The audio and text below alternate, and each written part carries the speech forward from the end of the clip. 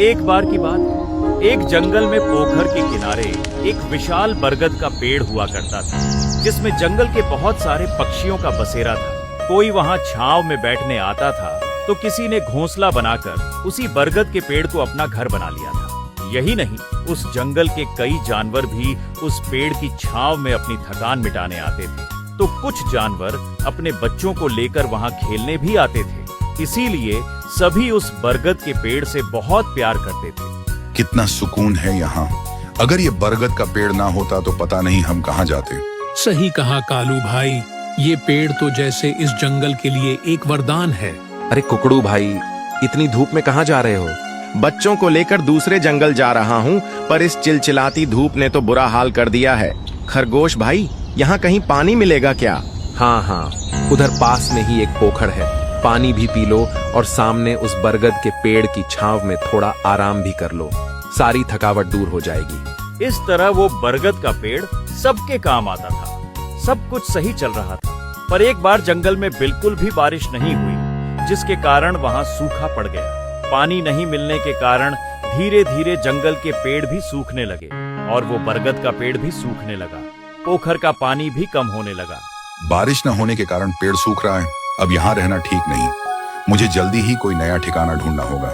सही कहा कालू भाई, अब ये पेड़ रहने लायक नहीं है। धीरे धीरे पेड़ के सारे पत्ते गिर गए, सारे पशु पक्षी वहां से चले गए और रह गया बस एक सूखा सा पेड़। अब न वहां कोई आराम करने आता था, न वो पेड़ किसी का घर था। पर एक पक्षी ऐसा था जो अभी भी उस पेड़ को अपना घर मानता था। वो था मिट्ठू तोता। बस उसी ने उस पेड़ का साथ नहीं छोड़ा। अरे मिट्ठू भाई, क्यों इस पेड़ के पीछे पड़े हो? अब यहाँ रहने से कोई फायदा नहीं। हमारी तरह कोई और ठिकाना देखो। ये पेड़ अब सुरक्षित नहीं है, कभी भी गिर सकता है। भाई, यह पेड़ मेरे माता पिता के समान है। मैं इसी पर बड़ा हुआ हूँ, इसी पेड़ की छांव में खेला हूँ और इस पेड़ ने मुझे जीवन के सारे सुख दिए हैं। मैं इसे इस कठिन समय में नहीं छोड़ सकता। यह मेरी सबसे बड़ी खुदगर्जी होगी। जैसी तुम्हारी मर्जी, पर यहाँ रहने का कोई फायदा नहीं। मैं तो जा रहा हूँ, अपना ध्यान रखना। सबने मिट्ठू को बहुत समझाया, पर उस बरगद के पेड़ को लेकर मिट्ठू की वफादारी कम नहीं हुई। उसने उस पेड़ का अंतिम समय तक साथ देने की ठान ली थी। वह किसी भी तरह उस पेड़ को वापस हरा भरा करना चाहता था, पर उसे कोई उपाय नहीं दिख रहा था। फिर एक दिन जब मिट्ठू उड़ता हुआ कहीं जा रहा था, उसने एक अजीब चीज देखी। उसने देखा एक कौवा जमीन पर पड़े एक पानी के घड़े के ऊपर बैठा अपनी चोंच अंदर डाल रहा था और फिर बाहर निकाल देता था। ये देखकर मिट्ठू वहीं रुक गया और एक पेड़ की डाल पर बैठकर देखने लगा। वह ये जानने के लिए उत्सुक था कि आखिर वो कौवा कर क्या रहा है। बहुत प्यास लगी है, पर इस घड़े में बस थोड़ा ही पानी है और मेरी छोटी सी चोंच पानी तक नहीं पहुंच रही और आसपास कहीं पानी दिख भी नहीं रहा। अगर प्यास बुझानी है तो कुछ उपाय करना होगा। ये सोचकर कौवा इधर उधर देखने लगा। तभी उसकी नजर पास में पड़े पत्थरों के टुकड़ों पर गई और उसने कुछ सोचा। हाँ, शायद ये उपाय काम करेगा।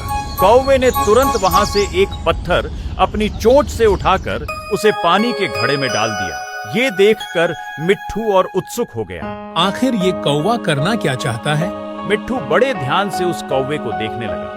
कौवा बार बार जाता और एक पत्थर उठाकर उस घड़े में डाल देता। ऐसा करते करते बहुत समय बीत गया, पर कौवे ने हार नहीं मानी। वह पत्थर लाकर घड़े में डालता रहा और फिर कुछ देर बाद पत्थरों के घड़े में भरने के कारण घड़े का पानी ऊपर आ गया। हो गया काम। आखिर मेरी मेहनत रंग लाई। अब मुझे प्यासा नहीं रहना पड़ेगा।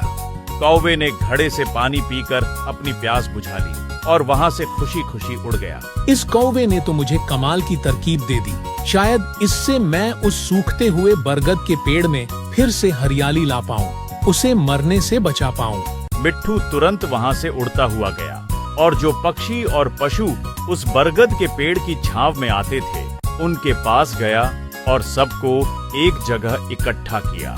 कालू भाई, जल्दी से बरगद के पेड़ के पास वाले पोखर के पास पहुंचो। मेरे पास एक योजना है। दोस्तों, जल्दी से पोखर के पास जमा हो जाओ, मुझे कुछ बताना है।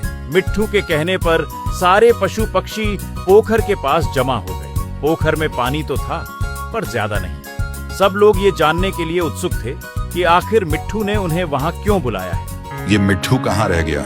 पता नहीं हमें यहाँ क्यों बुलाया है। मैं भी यही सोच रहा हूँ। तभी मिट्ठू वहां आता है। वो लो, आ गया मिट्ठू। अब यही बताएगा। मिट्ठू भाई, क्या हुआ? यहाँ क्यों बुलाया है हमें? जल्दी बताओ। आज मैंने एक कमाल की चीज देखी जिससे हमारी समस्या हल हो सकती है। अब पहेलियां मत बुझाओ भाई, जल्दी बताओ क्या देखा। आज जब मैं उड़ रहा था तो मैंने एक कौवे को देखा जिसने अपनी मेहनत से वो कर दिखाया जो पहले नामुमकिन लग रहा था। मिट्ठू ने सबको कौवे की कहानी बताई कि कैसे उसने घड़े का पानी पत्थरों से ऊपर लाया, पर किसी को ये समझ में नहीं आ रहा था कि इससे उनकी समस्या कैसे हल होगी। माना कि कौवा बहुत बुद्धिमान था, पर इससे हम क्या करें? हम भी कौवे से सीख लेकर वही काम कर सकते हैं बंदर भाई। ये पोखर देखो, इसका पानी सूखकर कम हो गया है, जिसके कारण इस बरगद के पेड़ तक पानी नहीं पहुंच रहा। अगर हम इस पोखर में भी पत्थर डालकर इसका पानी ऊपर ले आएं, तो इसका पानी बरगद के पेड़ को मिल जाएगा और शायद इससे पेड़ बच जाए। मिट्ठू की बात सुनकर सब हैरान थे। आखिर पोखर को पत्थरों से कैसे भर सकता है कोई? मिट्ठू, तुम जो बोल रहे हो वो सुनने में अच्छा है, पर ये करना नामुमकिन है। पर उस कौवे ने तो कर दिखाया ना। हाँ, पर वो बस एक घड़ा था और ये एक पोखर। हाँ, पर वो अकेला था और हम इतने सारे हैं। अगर हम सब साथ मिलकर काम करें तो ये काम हो सकता है। माना कि ये मुश्किल है, पर नामुमकिन नहीं। आखिर इस पेड़ ने हमें इतने सालों तक अपनी छांव का सहारा दिया है, इसके लिए हमें एक कोशिश तो करनी ही चाहिए। धीरे धीरे मिट्ठू की बात से सब लोग सहमत होने लगे और सबने फैसला किया कि वो पेड़ को बचाने की एक कोशिश जरूर करेंगे। तुम सही कह रहे हो मिट्ठू, इस पेड़ ने हमें बहुत सुख दिया है। हम इसे ऐसे सूखने नहीं देंगे। हम तुम्हारे साथ हैं। बस फिर क्या था, अगली सुबह सभी पशु पक्षी अपनी शक्ति के अनुसार पत्थर लाकर पोखर में डालने लगे। सुबह से शाम हो गई, पर सब बिना थके पत्थर डालते रहे और उनकी मेहनत रंग लाने लगी। जैसे जैसे पत्थर पोखर में भरता गया, पोखर का पानी ऊपर आने लगा और फिर वही हुआ जो मिट्ठू ने सोचा था। पोखर का पानी इतना ऊपर आ गया कि बहता हुआ बरगद के पेड़ की जड़ों तक पहुंचने लगा। सब यह देखकर खुश हो गए। आखिर हमारी मेहनत रंग लाई। देखो, पोखर का पानी पेड़ की जड़ों तक जा रहा है। हाँ भाइयों, शायद अब ये पेड़ बच जाए।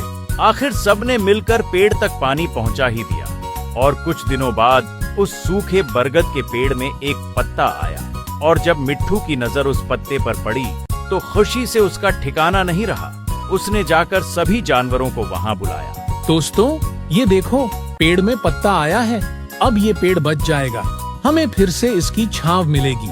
मान गए मिट्ठू, तुम्हें और तुम्हारे भरोसे को एक तुम हो जिसने इस पेड़ का साथ नहीं छोड़ा। सब खुश थे और तभी आसमान में बादल आ गए और गरजने लगे। आसमान में बादल आ गए, लगता है बारिश होने वाली है। बादल देखकर सभी खुश हो गए और कुछ ही देर में बारिश शुरू हो गई। सब लोग ये देखकर खुशी से नाचने लगे। बारिश के कुछ ही दिनों में सूखा हुआ बरगद का पेड़ फिर से हरा भरा हो गया। वो कहते हैं ना, जो खुद अपनी मदद करता है, ऊपर वाला भी उसी की मदद करता है। अब जंगल के पशु पक्षी फिर से उस घने बरगद के पेड़ में वापस लौट आए। अब सबको इस बात का सुकून था कि उनकी खोई हुई जगह फिर से उन्हें मिल गई।